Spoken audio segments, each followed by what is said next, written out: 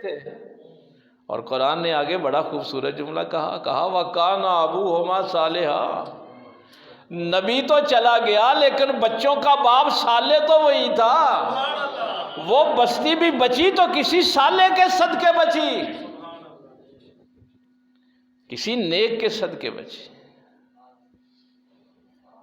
تو اس لیے شکر کیا کریں، اگر آج آپ کے محلے، آپ کے شہر آباد ہیں تو وہ کسی نیک کی وجہ سے۔ آیتیں اور بھی ہیں وَيَدْرَؤُونَ بِالْحَسَنَةِ السَّيِّئَةَ اِدْفَعْ بِالَّتِي هِيَ أَحْسَنُ السَّيِّئَةَ۔ آیات بہت زیادہ ہیں میرے ذہن میں اس حوالے سے، لیکن اتنا سا اگر آپ کو یاد رہ جائے کہ اللہ اگر تمہارے ضرر دور کرتا ہے تو نیکوں کی وجہ سے۔ اب تم نے یہ دیکھنا ہے کہ تم کس طرف کھڑے ہو۔ اب جب آپ نماز پڑھیں گے تو پھر توجہ کرنا کہ صراط الذین انعمت علیہم غیر المغضوب علیہم ولا الضالین کا کیا معنی ہے، تم کس جگہ پہ کھڑے ہو۔ تو اللہ تعالیٰ نے یہ ساری بات اس لیے بیان فرمائی ہے کہ جتنی تم کوشش کر سکتے ہو کرو، اس کے بعد اپنے اللہ پہ توکل، فَإِذَا عَزَمْتَ فَتَوَكَّلْ عَلَى اللَّهِ، پھر اللہ پہ توکل کرو، اللہ پہ بھروسہ کرو، اللہ کی ذات پہ بھروسہ کر کے اس کے سامنے دعا کرو۔ لیکن یہ نہیں ہے کہ تم کوشش تو کرو نا، ہاں بس دعا جی حضرت صاحب فرما دے ہیں، فلانے تھاؤں دعا کروائیے، فلانے تھاؤں دعا کروائیے، فلانے تھاؤں دعا کروائیے، نہیں، پہلے کوشش ہے پھر دعا ہے، اور دعا کے بعد پھر اللہ پہ توکل ہے۔ ہاں پھر ادھر ادھر دیکھنے کی ضرورت ہی نہیں۔ تو یہ بنی اسرائیل کی، چاہتا تو میں تھا کہ آج میں آپ کو اس اسرائیل ملک تک لے کے آؤں، لیکن ان کی میں تھوڑی سی آپ کو صرف یہ ہسٹری عرض کر دوں کہ اب وہ جو کوشش کر رہے ہیں، وہ کہتے ہیں دیوار گریا کے سامنے وہ ہر روز روتے ہیں کہ ہمارا نجات دہندہ بھیج دے، وہ بھی اللہ سے دعا کرتے ہیں کہ یا اللہ ہمارا نجات دہندہ بھیج دے۔ تو وہ کہتے ہیں کہ ہمارا نجات دہندہ آئے گا، تابوت سکینہ ہمیں مل جائے گا، تخت داؤدی جو ہے وہ مل جائے گا، تو پھر ہم پوری دنیا پہ وہ جو عظمت ہم سے چھینی گئی ہے، علم، ہدایت، سلطنت، تو وہ ہم نے حاصل کرنی ہے۔ اب ہمارے بچوں کو تو نہیں پتا، ہمیں تو پتہ ہی نہیں ہے نا کہ وہ ہمارے متعلق کیا سوچ رہے ہیں، اپنی آنے والی نسلوں کو کیسے تیار کر رہے ہیں۔ انہوں نے یہ سارے واقعات اپنے ایک ایک بچے کو بتائے ہو،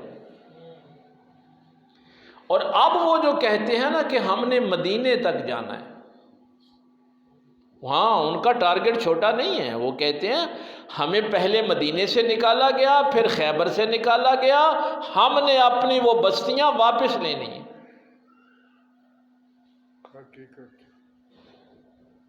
ان کی تیاری یہ ہے، اور میں کیا بتاؤں، ہمارا وہ کہتے ہیں جی خانہ کعبے کا امام ہے، وہ کہہ رہا تھا یہ تو فتنہ ہے،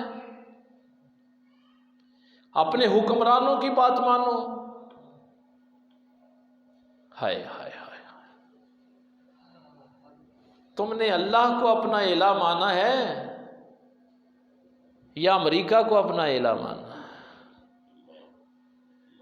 اس لیے میں نے اس دن بھی شاید یہ جملہ کہا تھا کہ فلسطین والوں نے یہ کہا ہے، انہوں نے کہا ہے کہ ہمارے لیے دعائیں نہ کرو، ہمیں مردوں کی دعاؤں کی ضرورت ہی نہیں ہے، ہمیں مردوں کی دعاؤں کی ضرورت نہیں ہے۔ جب اللہ نے فرمایا تھا کہ تم نے اپنے مظلوم بھائیوں کی مدد کرنی ہے، اور تم 2 ارب کے قریب ہو اور یہودی سارے 70-80 لاکھ ہیں، تو تم سارے مل کے ایک پانی کی بوتل ان تک نہیں پہنچا سکتے، اور دعائیں کرنے بیٹھ گئے۔ تو انہوں نے کہا تھا ہمیں مردوں کی دعاؤں کی ضرورت نہیں ہے۔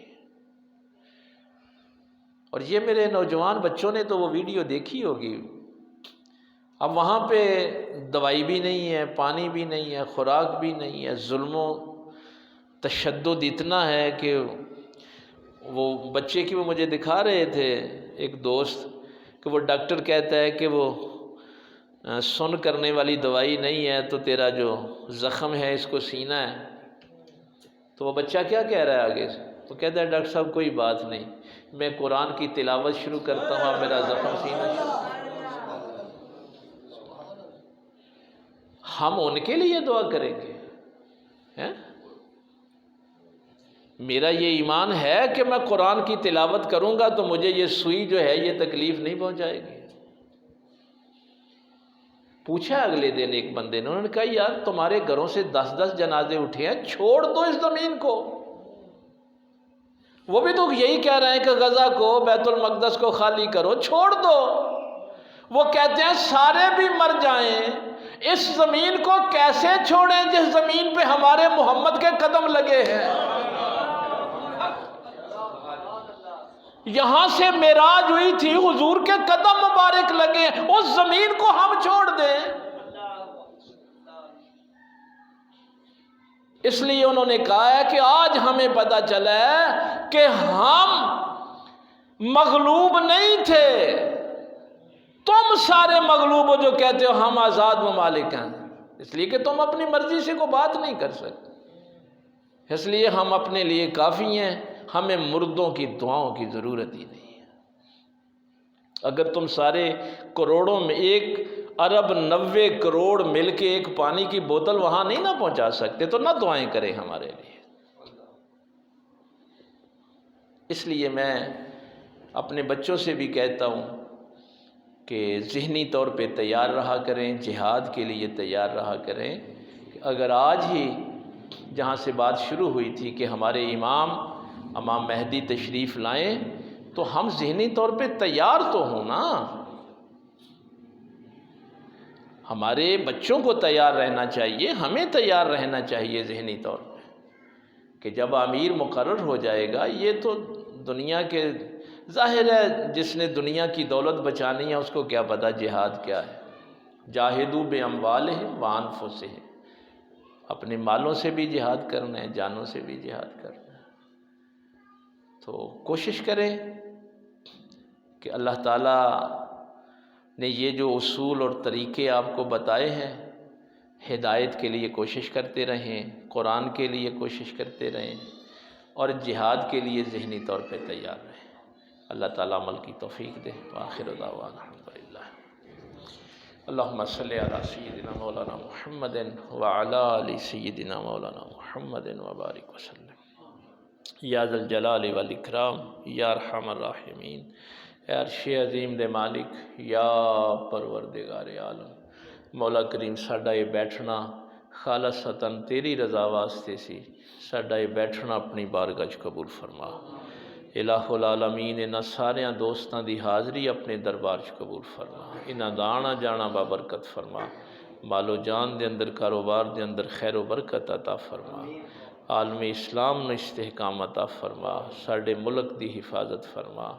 الہ العالمین دنیا دے کسے کونے تے میرا کو مسلمان پائی پریشانیاں دور فرما.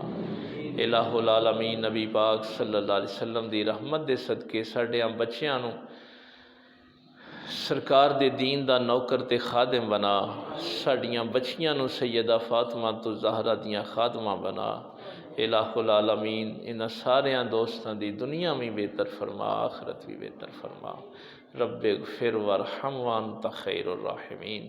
صلی اللہ تعالی علی رسول خیر خلقہ محمد وآلہ واصحابہ اجمعین برحمتک یا ارحم